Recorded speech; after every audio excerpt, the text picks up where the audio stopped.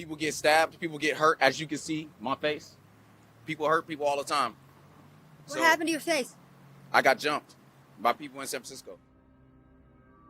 Welcome to San Francisco, a city that boasts iconic scenery and oceanfront views. From the air, the city looks calm and beautiful. Unfortunately, the streets tell a very different story.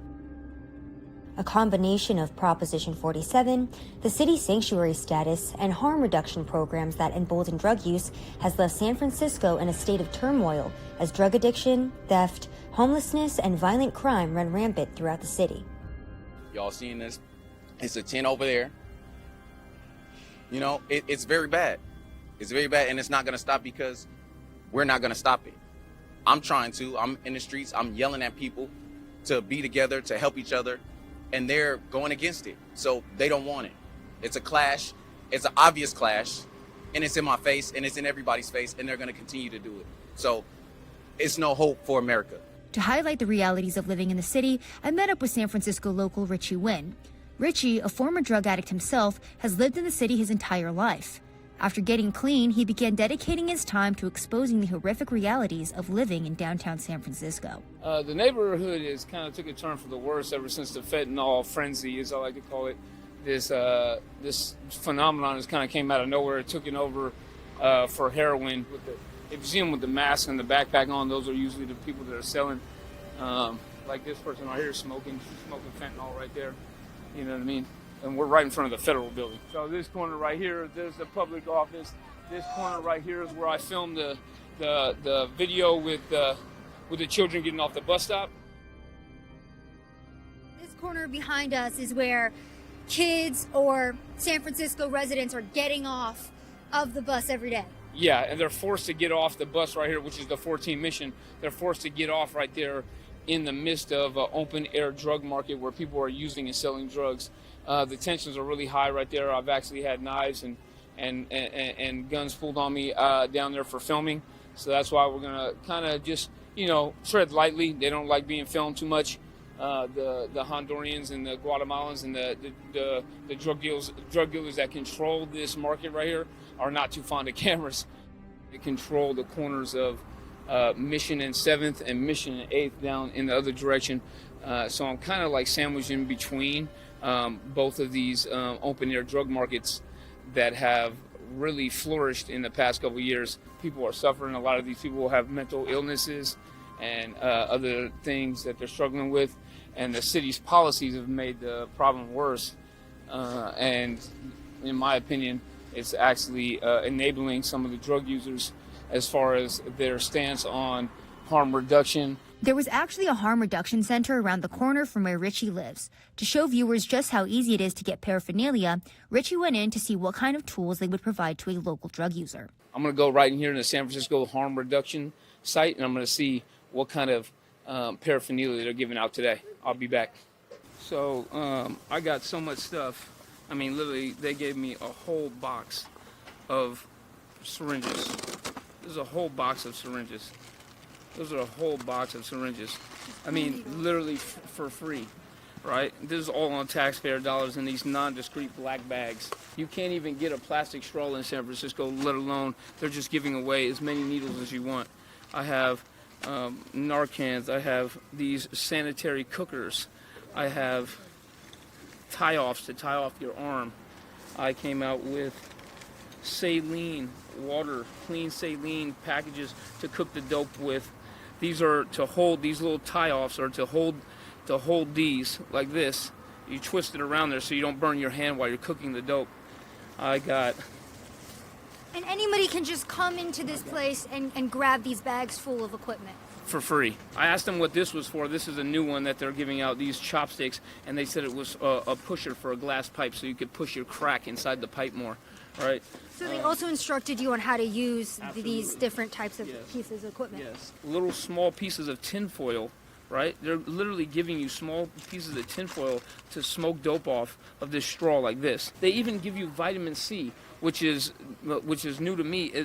I guess it's supposed to help you melt the dope down, the fentanyl and the heroin. It's supposed to help you melt that stuff down.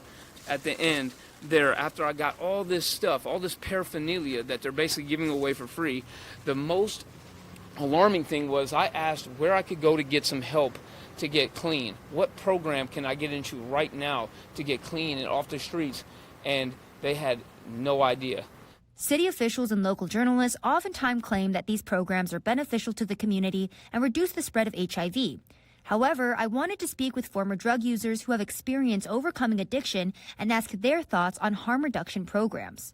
I couldn't be clean like how it is right now. Because, see, these addicts here, they kind of enable them. They call themselves helping them, but they enable them. They give them rooms, they give them dope, they give them syringes, they give them all kind of stuff, right? They can go up there to Lincoln City and sit down and get high. What would your message then be to the San Francisco government that is kind of funding a lot of these harm reduction programs? What would your message to them be? That they doing a lot more harm than they is helping them with the harm reduction approach. You know, because see, like what he say, what we doing, we have programs which is completely abstinence based. But this particular program right here on the corner, it's a collaborative with the Department of Public Health, the Adult Probation, and the Department of Public Health. They pro harm reduction. But we told them, we got real caught up with them and say, look, we ain't really doing that harm reduction shit. Shit don't work. You know what I mean? Look at the streets now. You know, the kids. You know, I didn't know that here in the Tenderloin, they got more kids in the Tenderloin than anywhere in any other part of San Francisco. Yeah. So all up in these buildings and everything, there's kids. And isn't this one of the worst areas too? This is the worst area, man. They got to come around. They got to step over addicts, play around syringes. The government doesn't print its own money. It comes from taxpayers, right? So this is a great system. And if you say to a drug addict, I'm going to give you money and a place to stay where you can shoot dope all you want, that's what they're going to do. That's what we know. We're in pain. The question isn't why the drugs, it's why the pain. That should be the question we're asking. Now, if you look at these policies, they're not designed to address the problem. They're designed to mitigate it and manage it in a way that looks better than sending everybody to CDC. It's an attempt to manage a problematic population and accrue a lot of wealth. There's a ton of money being made on this dysfunction. The city of San Francisco has spent over $1 billion on homelessness for the fiscal year of 2021 to 2022. However, the funding is only served to grow the homeless population that has navigated to the city, promising free housing and paraphernalia. Back in 2016, the homeless population was a little over 12,000. However, since the COVID pandemic and the city's decision to use hotels to house homeless individuals, that number has since risen to almost 20,000, meaning the city is spending around $57,000 per homeless person per year. Richie took us to one of the local hotels where funding for these types of programs has run out, and the homeless are now being kicked back out onto the streets. This entire hotel was basically housing homeless people with substance abuse problem, and now it's basically being shut down by the city. It was a thriving hotel at one point, and then they basically shut it down to basically house homeless people during the pandemic. And they gave these people these hotel rooms and no treatment, right? You gave them a place to stay, but with no drug treatment, so now they didn't get better. Now they're just getting kicked back out on the street. And you can see these people's stuff out here. They're freaking out so much about us filming this right now because they're trying to keep it hush-hush, right? The mayor's office trying to keep it hush-hush. The San Francisco Board of Supervisors is trying to keep it hush-hush, that they made a big mistake. They made a big mistake by inviting more homeless people into the city, and now the funding has ran out, and they have nowhere to put these people. So you're kicking them back out on the street with no substance abuse treatment, and basically they are not equipped with the facilities within their own personal mental fortitude to take care of themselves or get clean and sober off of drugs. This hotel right here in particular, this hotel in particular was where they put a lot of the unhoused individuals, a good hotel right here. And what happened is exactly what I said earlier, is when the funding ran out, it basically pushed these people onto the streets. But not only was that the problem, it also became a choke point for the dealers to wait for some of these mentally ill people and some of these people that are struggling with substance abuse problems.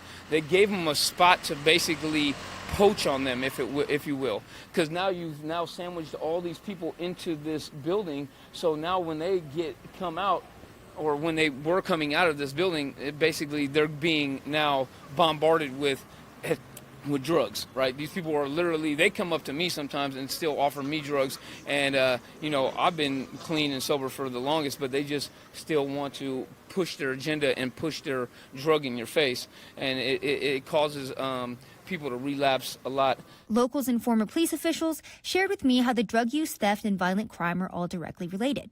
Proposition 47, for example, reclassified theft and drug possession from felonies to misdemeanors and also increased the dollar amount by which theft can be prosecuted as a felony from $400 to $950. Businesses in San Francisco have to spend so much money for security, private security companies, mainly because of the theft policies they have here in San Francisco. Anything under $900 you won't even get charged with for stealing. So basically the homeless and the drug addicts, they steal whatever they want as long as it's under $900, and they come out here and they sell it for drugs or money for drugs, and it's kind of like a really thriving ecosystem. All right, guys, and I'm not trying to just take you to the worst areas of San Francisco. We're standing in front of beautiful City Hall where you have a lot of weddings going on. People come here to take photos. We have children that are playing in the background here. There's 2 different playgrounds. And what you're seeing is the homeless inhabiting this area. We were watching somebody smoke fentanyl over there. So even in the nicest parts of San Francisco,